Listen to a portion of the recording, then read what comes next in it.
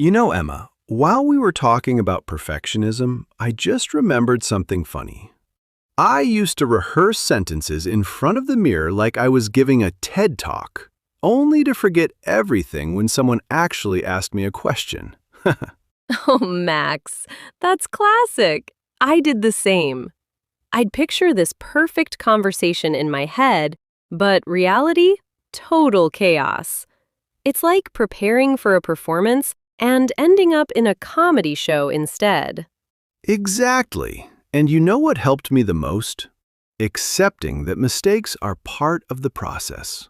If you make one, it's not the end of the world. It's your stepping stone. Absolutely. And speaking of stepping stones, hey everyone, yes, you amazing listeners out there. Welcome to our Cozy Corner, the Real Life English podcast. I'm Emma, your guide on this journey to effortless English. And sitting right here is Max, my partner in crime when it comes to laughing at our past mistakes. Hello, hello. We are so glad you're here. Today, we're diving into some of the biggest traps that stop people from speaking English confidently. But first, if you enjoy real, practical tips mixed with a little fun, don't forget to hit that subscribe button and join our community. Yes, and drop a comment too. Tell us where you're tuning in from. We love seeing our global family grow with every episode. Trust me, it's super motivating for us, and it'll make you feel like you're part of something bigger. Now, back to the perfectionism trap. One thing I realized is that waiting for the perfect moment to speak, that moment hardly ever comes. The key is to just start talking, even if your sentences aren't flawless. So true. And you know, Max, the funny part is that your brain actually learns faster when you make small mistakes. It's like a workout. You build fluency muscle by flexing, not by sitting still and thinking about the perfect word. Spot on. And speaking of flexing your fluency muscles, we're going to share a little trick today that helped me stop overthinking every word. But before that, remember everyone, practice is your superpower. Don't wait for confidence to magically appear. It grows while you speak. Exactly. And for those of you who are nervous about pausing or making a mistake, here's a quick tip. Embrace the silence. Take a breath, think, and continue. It shows control, not weakness. I can't stress this enough. Silence is your friend, not your enemy. And as we move forward in today's episode, we'll break down more traps like translation delays, overcomplicating words, and yes, the perfectionism prison we just mentioned. So buckle up, everyone.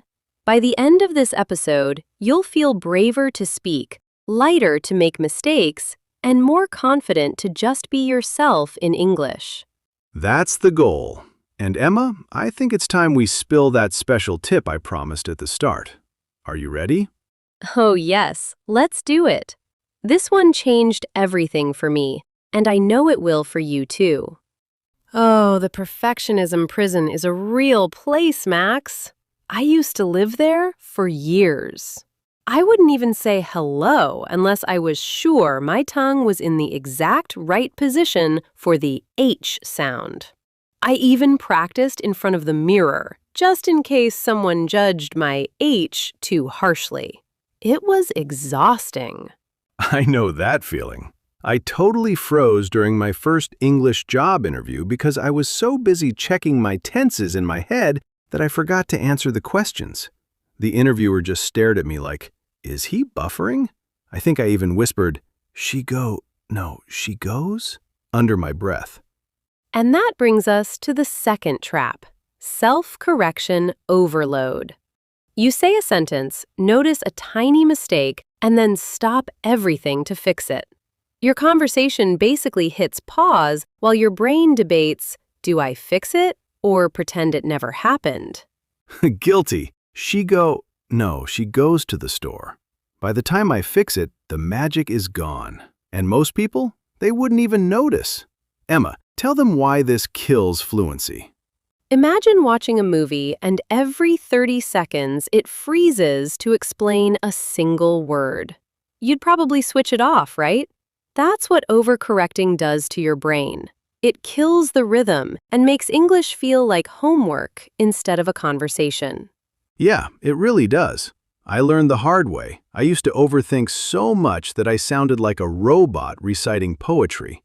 Not exactly natural English.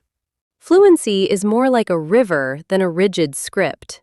If you keep tossing rocks, your tiny corrections, into it, the flow slows down and eventually stalls. And yes, it's even worse when you're talking to someone you admire. Suddenly, every word feels like a high-stakes test. Tell us in the comments, everyone. Have you felt that pressure when you leave a mistake uncorrected? I used to feel like I was lying to the person if I got a tense wrong. My heart raced, my palms sweated, and honestly, I think my brain went into safe mode. It's not lying, it's a draft. Even professional speakers mess up all the time. They just keep talking, and the world doesn't end. And speaking of which, I've got a little tip at the end on how to hide your mistakes so smoothly that no one notices. I like that. A little English magic. Another huge mistake I see? Vocabulary hoarding. People think they need thousands of words to be fluent, and then they panic because they don't know the perfect word and end up saying nothing. I did that too. It's like buying 1,000 fancy tools but never using a hammer. You have all these rare words memorized, but when it's time to speak, you freeze. Exactly. People carry massive notebooks with idioms like, "It's raining cats and dogs," but in real life, they can't ask for a napkin without stuttering. Guilty as charged. I once learned flabbergasted before I could even say, I'm confused. Talk about priorities. The mistake here? Focusing too much on reading and listening, input, and not enough on speaking, output. Yes, speaking is like a muscle. You have to exercise it. Reading about swimming won't make you float. You have to jump in the water. Perfect analogy. You have to get wet. And on that note, who talks to themselves in the shower? Don't be shy. Tell us in the comments. Your favorite private practice spots are welcome too. I talk to my dog. He never corrects me, just listens patiently and expects treats. Smart pup. Another big trap is over-analyzing native speakers. Some learners try to copy accents, slang, or speech patterns so much that they lose their natural voice. Oh yes, I did that. I tried speaking like a British actor once. Sounded like I was auditioning for a play. Exactly. If you try to sound like someone else, it feels fake. You end up losing your own personality. Be yourself, but in English. So true. We've tackled perfectionism and vocabulary hoarding. Next up is the panic button. That moment your brain literally freezes mid-conversation. Almost everyone experiences it. Ooh, I feel that one. Let's dive into it in the next segment and see how we can stop our brains from freezing. Max, have you ever felt your heart racing just because someone asked you a simple question in English? Like, your brain goes blank, your throat feels tight, and suddenly you can't even remember your own name? Oh, you mean every Tuesday of my life? Seriously though, that's the panic button I was talking about. It's a huge mistake, treating English like a high-stakes test. We act like every casual chat is a final exam we're about to fail. It's so true. When you're in test mode, your brain releases cortisol, the stress hormone that literally shuts down the language part of your brain. The more you worry about being fluent, the less fluent you actually become. It's a cruel little loop. I know it well. I failed miserably at a party once. A girl asked me what I did for a living, and I was so worried about using the present perfect continuous correctly that I just stood there, frozen, for 10 seconds. She probably thought I didn't have a job or a brain.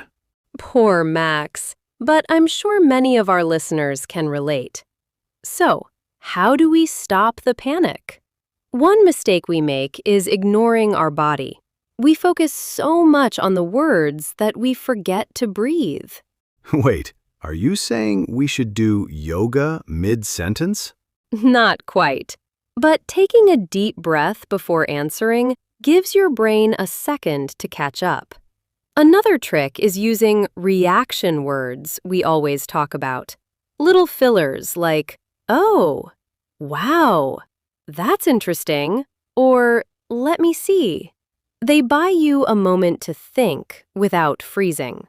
Ah, the thinking time words. I love those. They give you 5 seconds of peace while your brain searches for the right vocabulary. And the best part? They make you sound natural. Native speakers do it all the time. Exactly. If you want to learn this too, practice small filler phrases. They're like a safety net for your fluency. By the way, what's your go-to thinking word? Some people say actually or basically. Tell us in the comments. Mine is basically. I say it so often it's almost embarrassing. But moving on, there's another trap, the listening gap. The listening gap? What do you mean? Well, many learners are so busy preparing their next sentence that they stop listening to the other person. They're just waiting for their turn. I've been there. It's like rehearsing a script in your head while someone is telling you about their cat's surgery, and then you reply, yes, the weather is very nice today. Total conversation killer. Exactly. True fluency is a two-way street. If you don't listen, you can't respond naturally. You're just performing a monologue. The mistake is thinking speaking and listening are separate. They're actually one dance. Beautifully put. And when you truly listen, the words you need often come from the other person's sentence. You can even borrow their grammar. If they ask, "Have you been to London?" you don't need to overthink. You can just repeat, "Yes, I have been there." Boom! Life hack right there. How about you share in the comments? Do you find listening harder than speaking in a fast conversation? For me, listening to a group of natives is definitely the boss level. Groups are always the boss level. But remember, you don't need every word. Just catch the gist. Another trap is the subtitle addiction. Oh no, are we talking about Netflix subtitles? Only if they're in your native language. Watching English content with your own language subtitles trains your eyes, not your ears. It's comfy, but it stalls fluency. Start with English subtitles. They're a bridge. Eventually, you won't need them at all.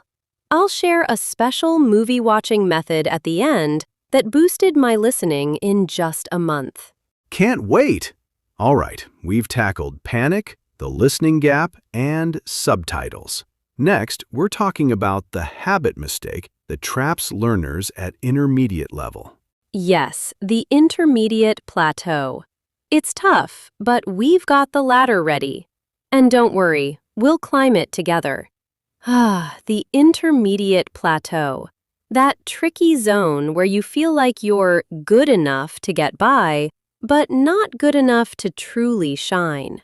You can confidently order a pizza or ask for directions, but try to debate philosophy or talk about your dreams, and suddenly your brain feels like it's buffering. It's frustrating, right? The intermediate plateau. That tricky zone where you feel like you're good enough to get by, but not good enough to truly shine. You can confidently order a pizza, ask for directions, or even make small talk with a shopkeeper. But try to discuss your favorite book, debate philosophy, or share your opinion about a movie, and suddenly your brain feels like it's buffering. You know that feeling, right? Your mouth wants to speak, but your brain just hits pause. It's frustrating, and honestly, It's a trap many people don't even realize they're stuck in.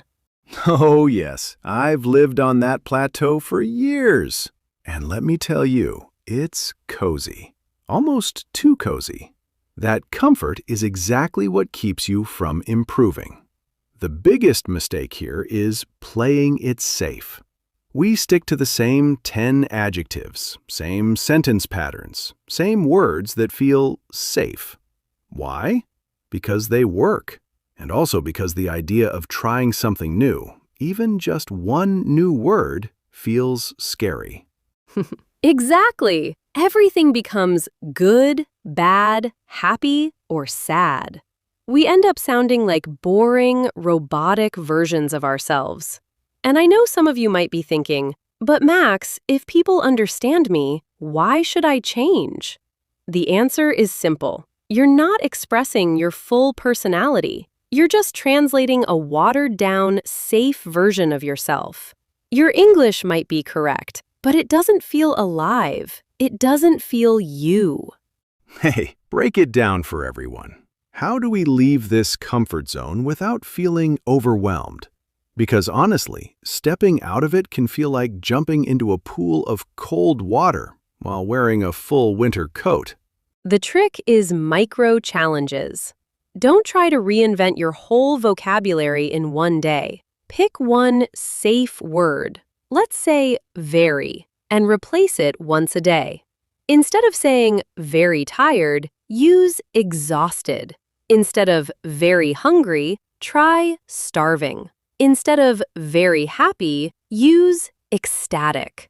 Tiny shifts like these may seem small, but over time, they completely transform your speech. You start sounding more vivid, more confident, and yes, more like your true self. I love that. I actually started applying it in my emails. Instead of, "I'm sorry for the delay," I say, "Thank you for your patience." Instantly, the tone shifted from apologetic to confident and professional. Listeners, what safe words do you overuse?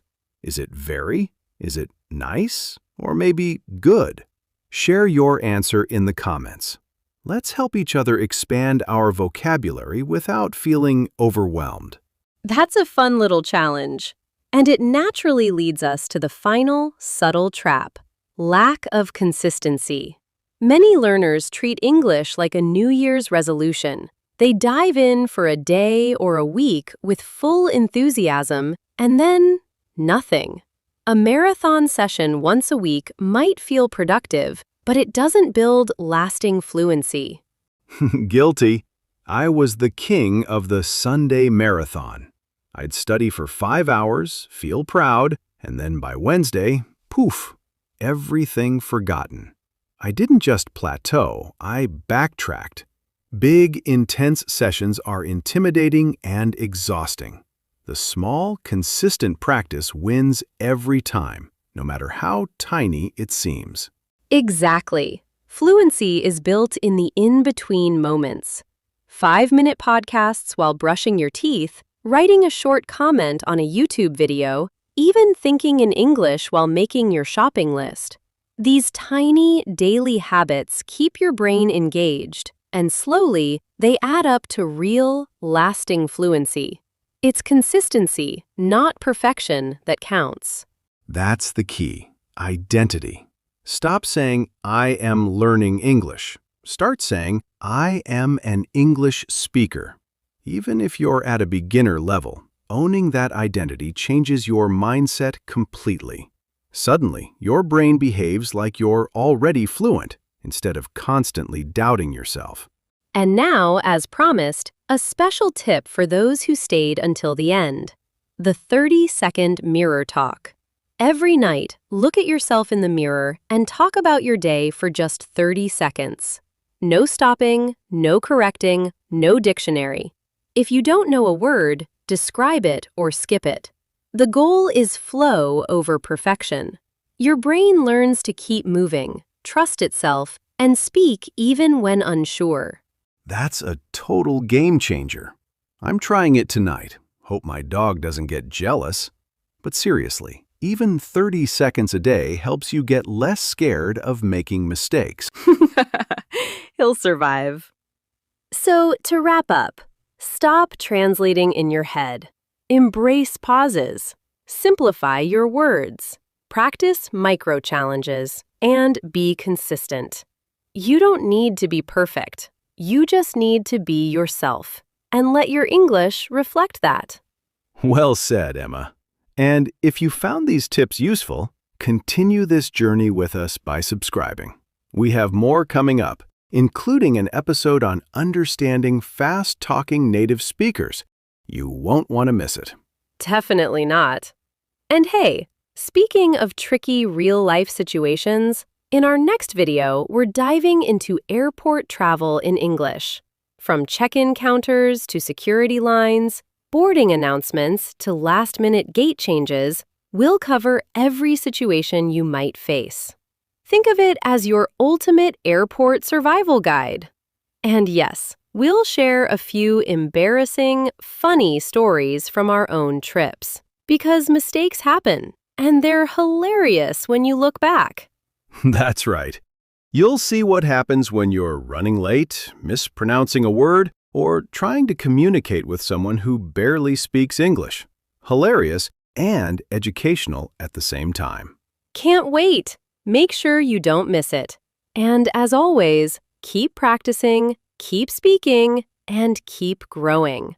Keep speaking, keep making mistakes, keep growing. That's the path to fluency. Bye for now.